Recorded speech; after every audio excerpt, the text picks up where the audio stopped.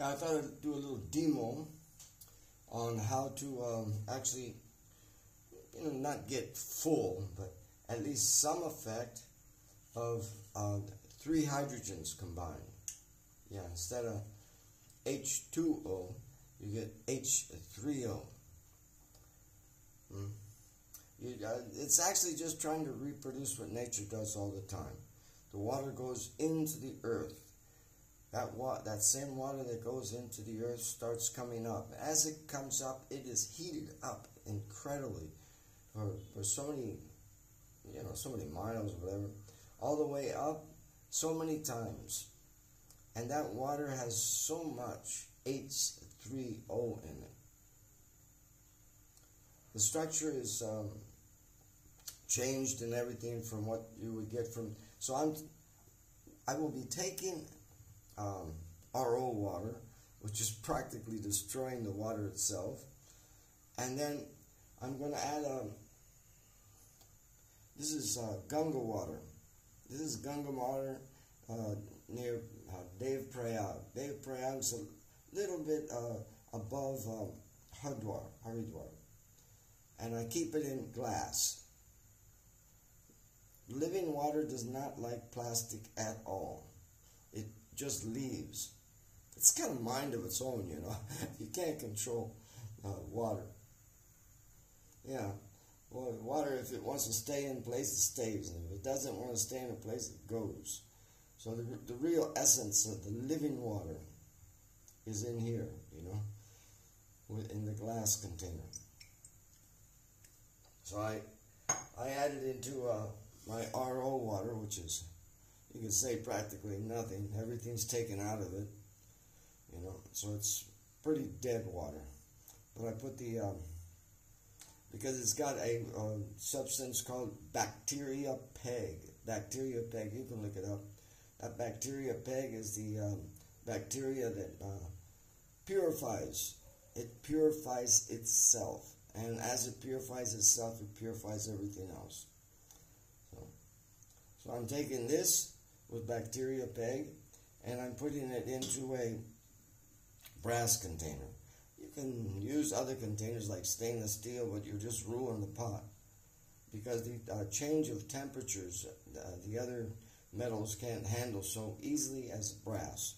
This is a real thin brass. Excuse me, that's copper. I got so many brass pots that this is a copper pot. Yeah, because it's changed, because I use it so much. It's changed its color. You can't see the copper, but it's there. Okay, but brass or copper. Those are two really good conductors, and they can get the temperature up pretty good and maintain. I'm just taking a 10 milliliter syringe, and I'm not putting it right into the middle. And you'll see why. I'm putting it onto the sides, and as it goes down into the middle, it starts heating up more and more. Once it hits the middle of the pot, it's pretty well heated up. I can't get this too close because that pot is red hot.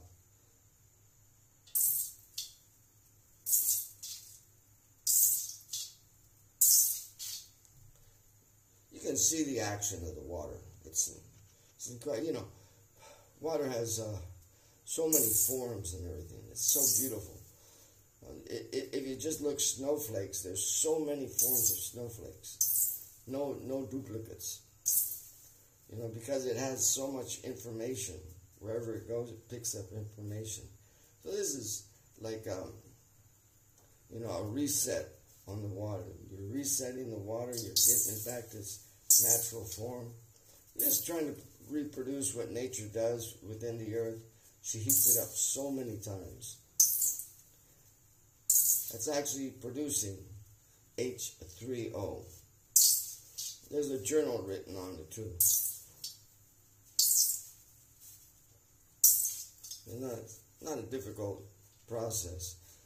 And if you depend on some machine to produce H3O, you can get it, but you don't get the same thing. It's not living. As I'm doing this, I'm thinking of it. I'm thinking of its benefits. I'm exchanging with it. I'm not just doing it, I'm exchanging with it, communicating with it. Because this is what's, going to go into my body and help me out. Now, I can do this for about 10 minutes. When you start doing it, you'll see how hard it is to do. But I can do this for about 10 minutes without any problem. But I'm going to go ahead to the next step. This small amount of water, I can put it into a 10-liter container, brass container, and it will give the effect of cascading. Water is the effect of cascading, where it goes into other water, and the best water changes the other water. So it purifies itself. So this water, I'll take it and I'll put it into a 10-liter container. And that 10-liter container, it'll have all the effect of H3O. Yeah, you just want the effect. It's a crystalline form that you want to get in there. And they've found out, John Ellis, he's an expert in all this. He found out that this is alkaline. This has been alkaline to such an extent that the electrolysis of water, the breaking down of water into hydrogen and oxygen, takes very much less energy to do than if it was just normal water. This water is very easy to break down because you got that H3. And he claims that there's a different, instead of the angle being 104, the angle actually goes up to 114. But that's debatable. But because the angle is so great, it's easier to break the hydrogen and the oxygen apart and make the separate ingredients of hydrogen and oxygen. And there's many uses for that, especially on nuclear submarines when you need some oxygen. You're so far underneath the water, and that's what they have to do. Okay, I'm going to go ahead and I'll just throw all this water in there, and you'll see the change in it.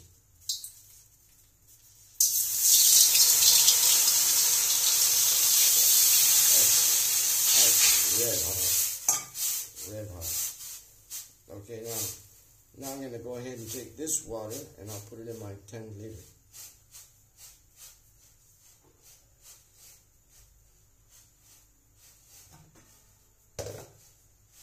Being careful not to burn myself.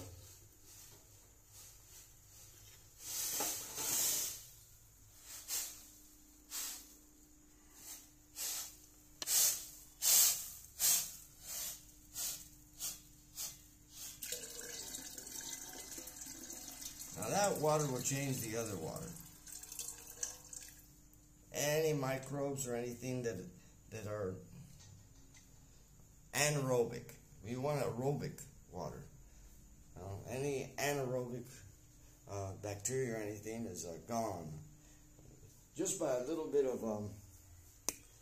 of this water being introduced to it.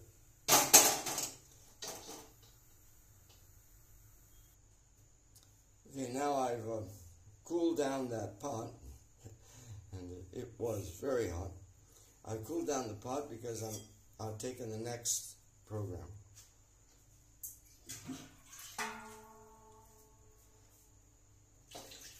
Now I'm adding about 2 nice cupfuls.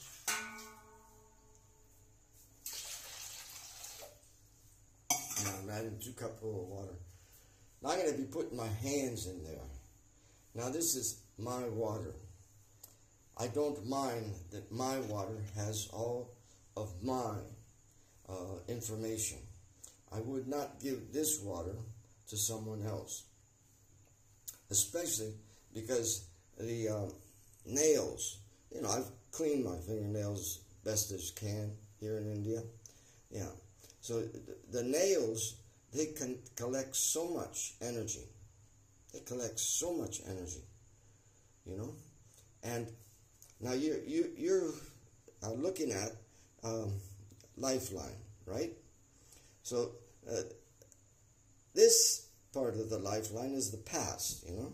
So this part of the lifeline is for those who have left us, either you know, close by or lives before.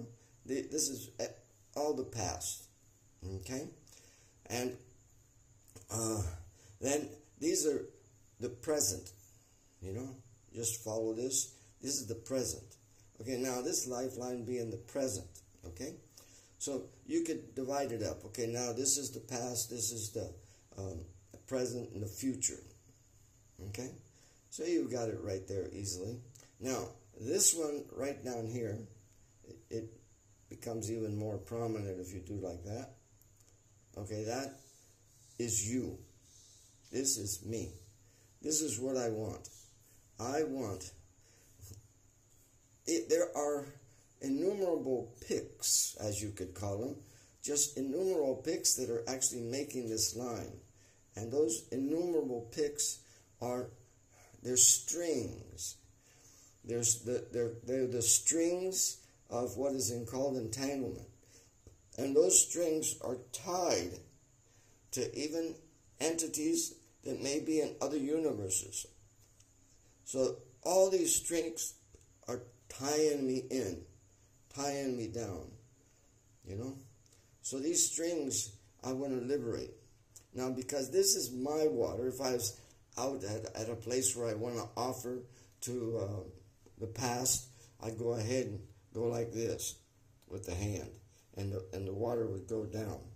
If I wanted to offer to the people now, I'd go like this, and this is coming out like there. And if I would like to the universe, to whoever's out there in the universe, this is the way that it should come. Whether you could call them demigods or controllers or some energy out there, it even contacts the energy, because the energy is just a part of the personality. So this is for the whole universe. This is for the past. This is your past. You know, so this is your past. And this is your present and your future. And this is for yourself.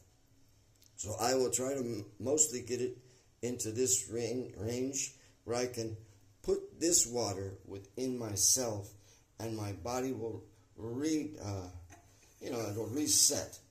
It'll give it a boost on how to get back to a normal state.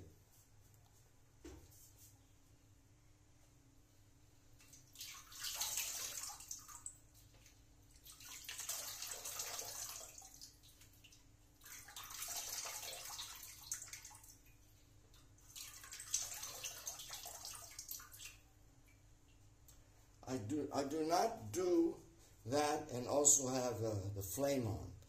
That's not a good idea to do because it becomes hot and it's not a good idea.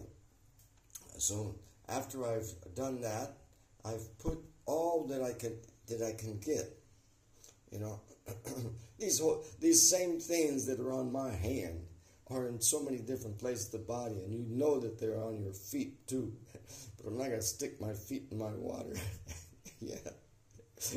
Yeah, it's just so funny because so much information is here, and if it's placed back, even if water flows, even if electricity flows, it always has to have a feedback. It has to have an in and an out, and then it measures the in and the out. Where is the in and the out of this existence that I have, this body that I have? There is no in and out measurement. So this gives an in and out measurement of what's going on. It gives my brain a more, the brain can only use the senses, but this gives the brain more power to know what is happening, what is affecting out there. And I want to remove, it's not possible to remove them all, but I want to remove as much as possible these strings. They're strings. They're actually strings. There's strings, and what are they strings of? There's it's broken down. Nature's broken down into three aspects, you could call them: the nature of ignorance, the nature of passion, the nature of goodness. Now, they also have a correlating thing. Ignorance is destruction, right? Then you have the passion.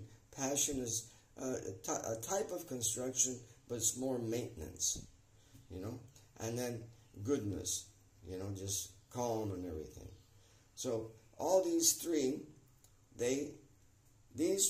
combine to make three different ones, each one of them. So that makes 9.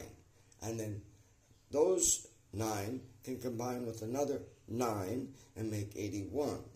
Now that doesn't continuously go. It has a point where it stops.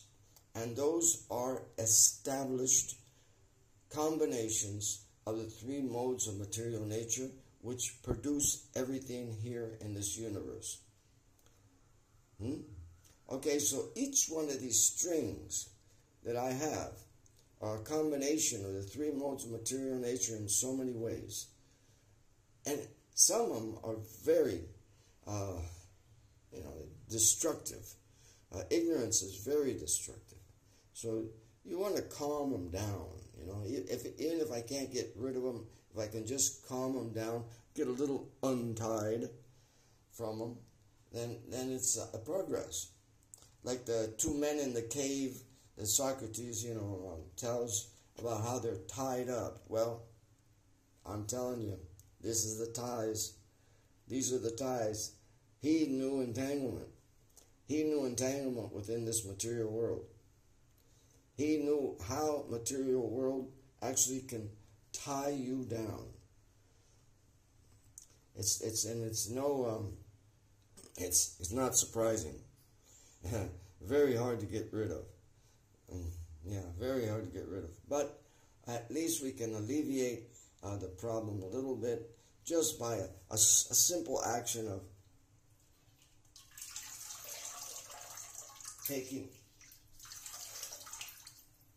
taking water. I call it my water. This is my water. It's not water for somebody else. It's my water. If I give it to somebody else, they have a different combination of three modes of material nature in so many ways. This is not good for someone else, whereas it is very good as a feedback to my body. And I do this in the morning. This is, early in the morning, about 3:30, 4 o'clock in the morning. And then I take this. Okay, I hope that gives some benefit to somebody. And if there's any feedback, give me the feedback. I like a little bit of support.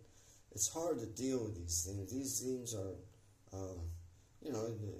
entanglement is part of the quantum theory, and it's like very hard to understand. So, and if there's, there's logic also. If there is entanglement, then there must be disentanglement. You understand? If there is entanglement, if there is like handcuffs that have been put on you, if there are those handcuffs, there's got to be a key to get those handcuffs off. And that's serious.